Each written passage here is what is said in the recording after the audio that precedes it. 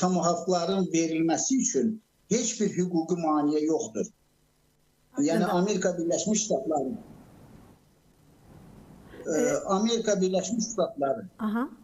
və Rusiya yaxın və orta mənzilli raketlərin istifadəsinin ləğvinə dair müqavilədən 2019-cu ildə çıxıblar. Ona görə də hər iki ölkə bu raketlərdən verilməsində və istifadəsində sərbəst şəkildə istifadə edə bilər.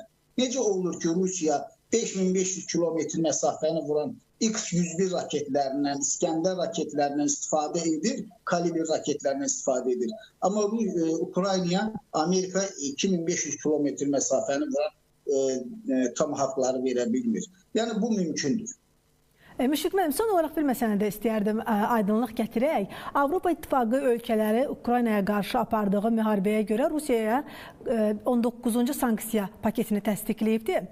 Bu geniş paketi müxtəlif sahələri əhatə edir demək olar ki, Rusiya bu qədər sanksiyalar qarşısında duruş gətirə biləcəkmi? Çünki onu bir çox ölkələr indiyə qədər sanksiyalarla hədələyib.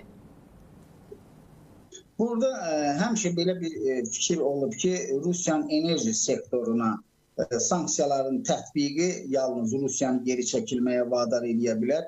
Ümumiyyətlə, Rusiyanın son vaxtlar bilirsiniz də neft ayırma zavodları, neft terminalları, sonra qaz paylayıcı stansiyaları Ukrayna dronları ilə vurulub dağıdılır və hətta hardasa Rusiyada artıq 400-ə yaxın yanacaq doldurma məntəqəsi bağlanıb.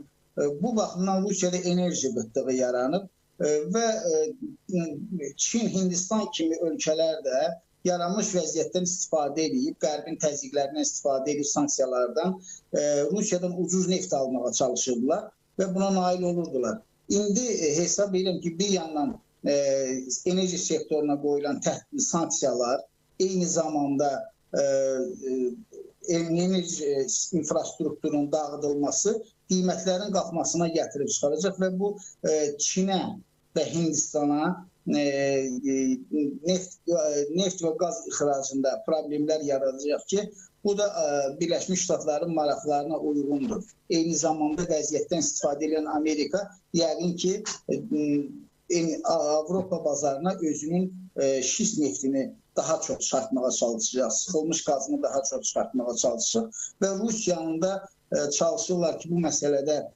təzyiqlər qarşısında geri çəkilməyə vadar etsinlər. Müəyyən qədər də bu Rusiyanın, məncə, Rusiya ciddi təzyiqlərə səbəb olacaq. Amma Rusiya bu məsələdə nə qədər geri çəkiləcək müharibə məsələsində? Bayaq dedim, bu kompromis lazımdır.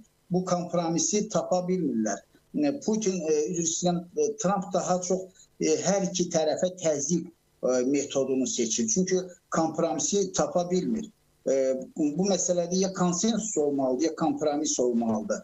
Hələlik bu görünmür. Bu Trump'ın Şarm-el-Şeyxdə imzalanmış, yaxın şərtdə deməli sülhə, barışığa dair imzaladığı razılaşmanın, sazişin nəticəsiz qalması, onun sülh planının iflasa uğraması göstərir ki, bu Ukraynadakı sülh prosesinə də, sülh təşəbbüslərinə də müəyyən inamsızlıq yaradır və bu da münaqişənin daha da böyüməsinə, davam etməsinə gətirib çıxara bilər.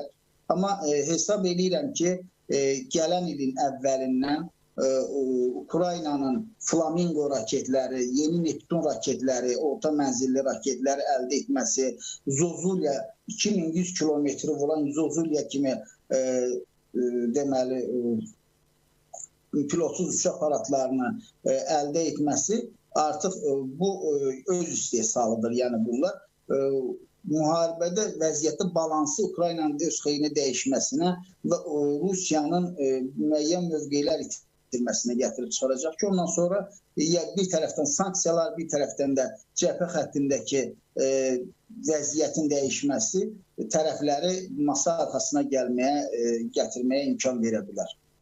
Çox sağ olun, təşəkkür edirəm fikirləriniz üçün. Qeyd edim ki, Brüssel samiti ilə bağlı mövzunu siyasi şərhçi Müşfiq Abdulla ilə müzakirə etdik.